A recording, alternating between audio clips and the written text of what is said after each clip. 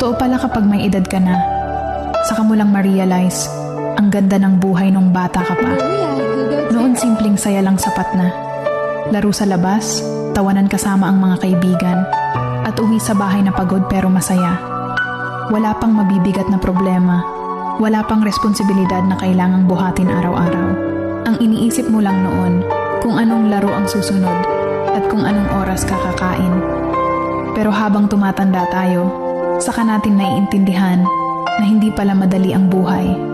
May mga pangarap kang kailangan ipaglaban, may pamilya kang gustong bigyan ng magandang kinabukasan.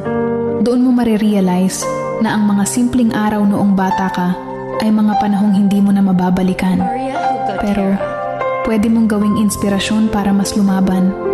Kaya kung pagod ka man ngayon, tandaan mo lang, minsan kang naging batang puno ng pangarap. At hanggang ngayon nasa iyo pa rin ang lakas na iyon para ipagpatuloy ang laban sa buhay.